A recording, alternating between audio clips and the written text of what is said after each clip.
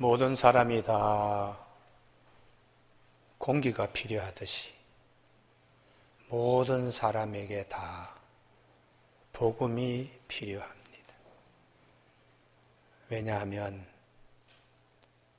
모든 사람이 다 하나님 앞에서 죄인이기 때문입니다. 그래서 로마서 3장 23절에 모든 사람이 다 죄를 범하였음에 하나님의 영광에 이르지 못하더니 그리스도 예수 안에 있는 속량으로 말미암아 하나님 은혜로 값없이 의롭다 하심을 얻은 자 되었다고요. 우리가 예수 그리스도의 속량, 그분이 우리의 죄를 위하여 십자가에 달리신 그 은혜 때문에 죄가 덮어지는 것이고 용서받은 죄인으로 하나님 앞에 설 수 있으니까 그리스도 예수 안에 있는 이 속량이라고 하는 이 은혜는 참 우리에게 기쁜 소식입니다. 내가 복음을 부끄러워하지 아니한다고 사도 바울이 외쳤습니다. 이 복음은 모든 믿는 자들에게 구원을 주시는 하나님의 능력이 되기 때문인데 유대인, 이방인의 대표인 헬라인 다 이 복음이 필요합니다. 지난 주일 살펴봤지만 이방인에게 죄는 뭐냐? 그 가장 귀한 마음 속에 가장 귀한 하나님을 모셔야 하는데 가장 귀한 그 마음 속에 하나님이 가장 싫어하는 우상, 썩어져 버릴 사람, 썩어져 버릴 동물, 기어다니는 심지어 버러지, 이런 것을 우상으로 그 가장 귀한 마음에 모시고 사는 것이 이게 가장 큰 죄입니다. 그렇게 되니까 마음에 모시고 있어야 될 하나님, 그분과 함께 영광에 거해야 될 마음이 이게 그냥 썩어지고 말아야 될 더러운 것들로 인하여 마음이 아주 병들고 이렇게 산다는 거예요. 본인은 아무렇지 않게 보지만 하나님이 볼 때는 여기저기 구석구석 병든 마음으로 살아가는 게 너무 안타까운 것이. 유대인의 죄는 무엇인가 하면 우리는 하나님 잘 모시지 하고 있지만, 우리는 하나님의 법 가지고 우리는 살아 하고 있지만, 그 율법, 하나님의 법을 가지고 남을 이렇게 비춰보는 거예요. 딱 비춰보고서는 저 죄 짓는 것 봐라, 하나님 없이 사니까 저런 죄를 짓지 하고 자꾸 판단하는 거예요. 자꾸 판단하고 자꾸 정죄하고 그러면서 본인이 지켜야 될 율법으로 살지 않고 본인은 지키지도 않으면서 다 지키지도 못하면서 본인이 그렇게 살아가는 거예요. 이게 재판은 하나님이 하시는 것이지 사람이 하는 것이 아닌데 본인이 하나님처럼 이렇게 하는 이 죄를 자기의 용서받지 못할 의인으로 살아가는 이 죄를 범하고 산다는 것입니다. 오늘은 더욱더 우리들에게 복음이 필요한 이유는 하나님의 심판과 관계해서 영적 심판 때문에 복음이 더 필요하다는 것입니다. 9절, 악을 행하는 각 사람의 영에는 환난과 곤고가 있으리니. 악을 행하는 각 사람 영에는 영적 심판이 있습니다. 16절의 제일 마지막에도 예수 그리스도로 말미암아 사람들의 은밀한 것을 하나님이 심판하시는 그날, 최후의 심판, 영적 심판 때문에 복음이 더더욱 필요하다는 것이. 우리가 살면서 주님께서 영적 심판에 대하여 사람들이 별로 관심을 갖고 살지 않는다고 거기서 오신 분이 우리에게 말씀하시는 겁니다. 누가복음 16장에 부자와 거지 나사로 말씀하세요. 부자는 자색 옷 입고 권력의 대표적인 표시죠. 고운 베옷, 금무게만큼이나 그 옷값이 비싼, 옷의 무게나 금의 무게나 같이 줘야 될 그 고운 베옷, 부의 상징입니다. 날마다 파티하고 날마다 연락해. 지상에서 볼 때는 이 사람은 굉장히 복받은 사람 같아요. 그런데 그 집 문간에 있는 거지 나사로는 온몸에 피부병으로 가려워서 견딜 수가 없고 참 살기 어려운데 주인이 상에서 떨어지는 떡 부스기라도 먹고 싶은데 그 개가 먼저 가서 먹고서는 이 나사로의 피부를 혓바닥으로 핥습니다. 누가 보든지 부자가 복받은 것 같고 나사로가 저주받은 것 같아요. 그런데 부자나 거지나 다 죽습니다. 성경은 이에 그 거지가 죽어 천사들의 받들려 아브라함 품에 들어가고 부자도 죽어 장사되매 부자나 병든 나사로나 거지나 사람이 죽는 것은 한 번 죽는 것은 정한 이치요 그 이후에 심판이 있으리라. 죽고 난 다음에 영의 심판이 있다는 거죠.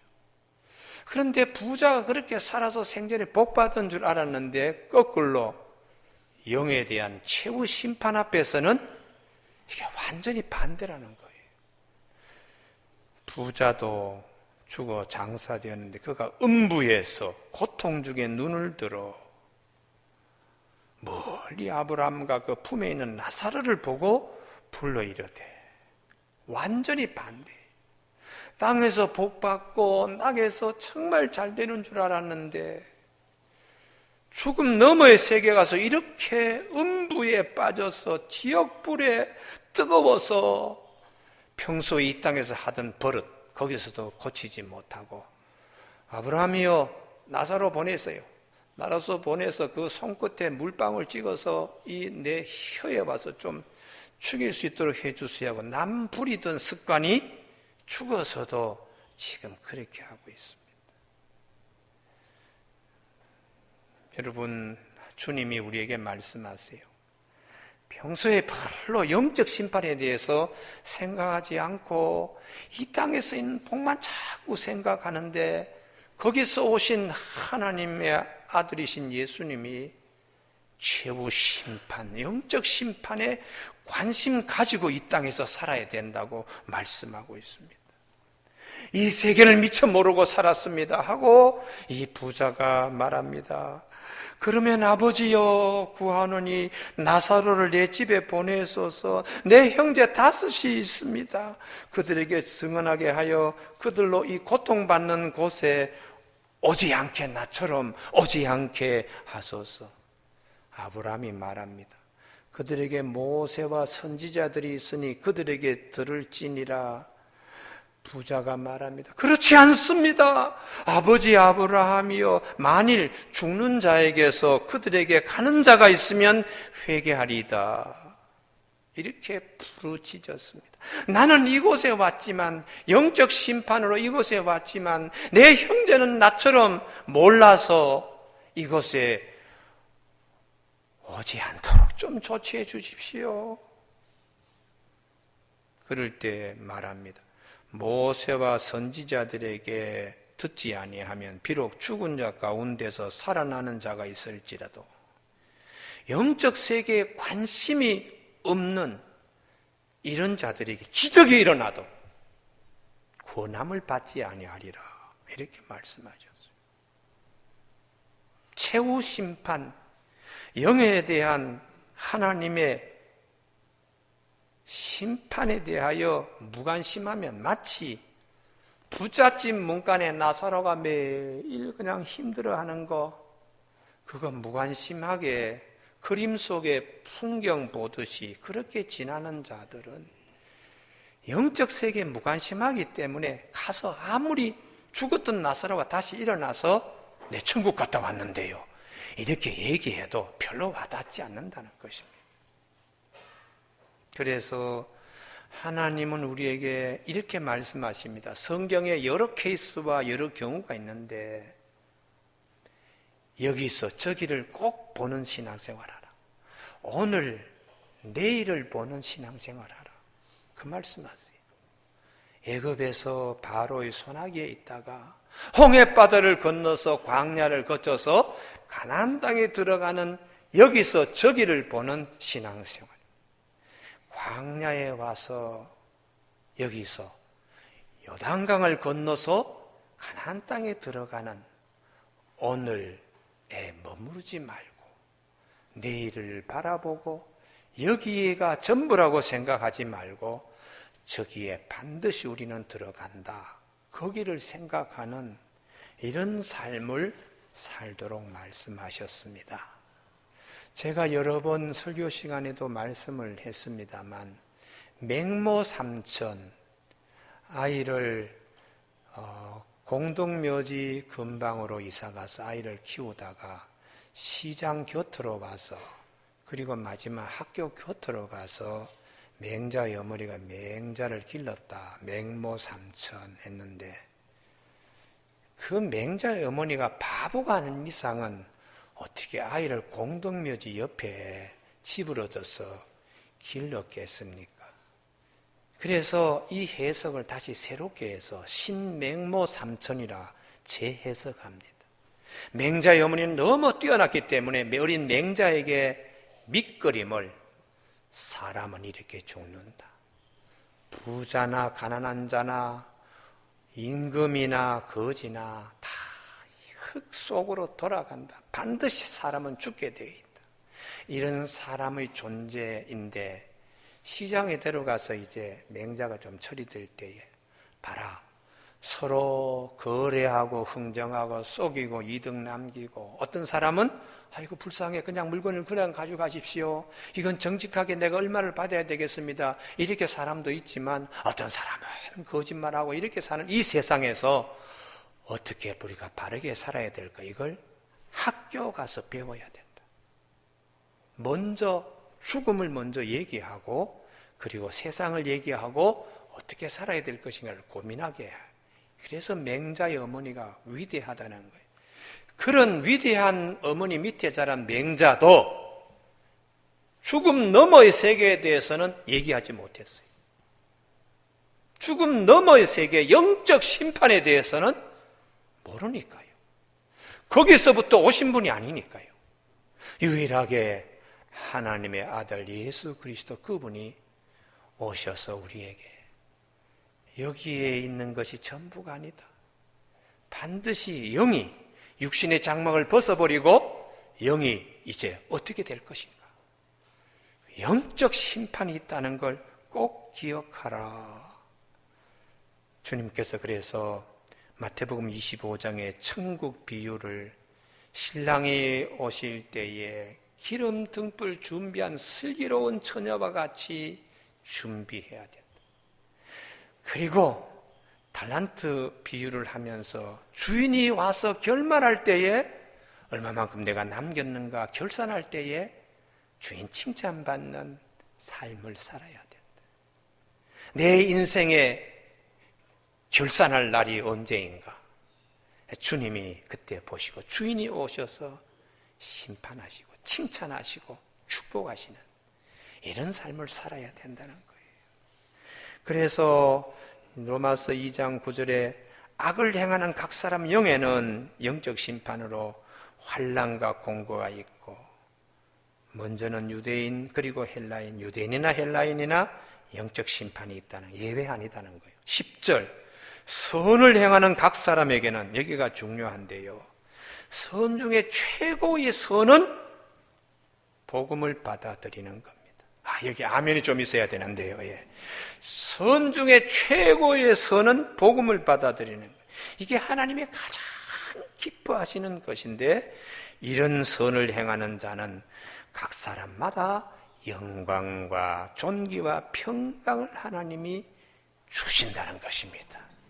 유대인도 받아야 될 복이고 이방인들도 헬라인도 받아야 될 복이라는 거예요.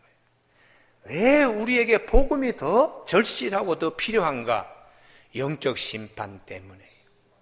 그리고 두 번째, 영적 심판할 때에 율법과 양심이 우리를 지켜주지 못합니다. 12절, 물론 율법 없이 범죄한 자는 또한 율법 없이 망하고, 이방인들이죠. 하나님 마음에 모시지 않고 살기 때문에 이게 무엇이 하나님이 기뻐하시는지 싫어하시는지, 무엇이 은혜인지, 무엇이 하나님이 가장 기뻐하시는지 모르고 살다가 망하고, 무릇 율법이 있고 범죄한 자는 유대인입니다. 율법을 가지고 얘기하고 있지만 본인들이 율법으로 이렇게 완전히 의로운 자가 될 수 없어요. 한 가지라도 범하면 범법자입니다. 그래서 그 율법으로 심판을 받게 된다. 영적 심판 앞에서 율법이 절대로 우리의 보호자가 될 수 없고, 율법이 도로 아무개 세상 살 때에 이 범죄한 것 이렇게 조목조목 드는 고소인이 되는 거예요. 그래서 왜 복음이 필요한가? 그때도 복음은 내가 대신 죄값을 지불했잖아요 하고, 복음, 예수 그리스도 속량이 우리를 그 자리에서 지켜주는 것입니다. 양심 그리는데 나는 양심껏 살았어요. 아니 나도 양심껏 살았어. 그러면서 양심껏 산 사람끼리 서로 치고받고 하는 일이 이 세상에도 너무나 많잖아요. 이제 감옥 속에 있는 죄인들이 나는 그래도 비교적 양심적이야 하고 얘기하지만, 감옥 밖에서 볼 때는 죄인들끼리 서로 양심 타령하는 것과 똑같아요. 하나님 앞에서 우리는 모든 사람이 다 죄를 범한 죄인인데, 그 복음만이, 그리스도 안에 있는 속량 십자가의 은혜와 그분의 피 흘리시는 하나님의 이 사랑, 이 은혜, 이것 밖에는 영적 심판 앞에서 복음도 내 양심도 아브라함 품이 될 수가 없어요. 그 잘난 다윗도 자기는 열심히 하나님 위해서 산다고 했지만 굵직굵직한 큰 범죄들이 막대기에 와가지고 툭툭 있다고 성경은 말씀합니다. 우리야 저 밧세바 범하는 다윗 봐라. 절대로 사람은 완전할 수가 없어. 의인은 없나니 한 사람도 없다. 인구조사 9개월 20일 동안에 하나님의 뜻에 거스르면서 고집부리는 다윗에 대해 하나님이 심판하시잖아요. 연병 돌림병으로 7만 명이 죽어나가는 일 앞에 다윗이 회개하는 사무엘하 제일 마지막에 그렇게 되어 있어요. 하나님 보실 때에 부자의 세마포, 자주색옷, 그 어느 것도 천국에 가서 아브라함 품을 대신할 수 있는 것이 아닙니다. 이게 참 비극이지요. 복음만이 아브라함 품이 될 수가 있습니다. 복음만이 그분을 만났을 때에 너 왜 예복을 입지 않았느냐? 그때에 아무 말도 못해요. 궁중의 예법이 예복을 입혀서 임금을 만나게 하는데 그 무시한 거죠. 복음의 옷을 입고 하나님 심판 앞에 서야 되는데 무시하고 자기 의로, 내 지금까지 양심적으로 살았습니다. 우리 율법을 가지고 나는 살았습니다. 통하지 않는, 그래서 사도 바울이 내 동족이여, 율법은 우리를 얼마나 죄인이며 율법이 우리를 고소하는데 착각하지 마라. 하나님이 마지막으로 우리를 사랑하셔서 죄 가운데 구속하고 끄집어내 주시기에 주님이 피 흘리신 십자가의 사랑을 아멘으로 영접하는 것이 하나님 가장 기뻐하시는 일인데, 이 자리에서 고집 부리지 마라. 이게 사도 바울이 동족 유대인을 향하여 말한 것입니다.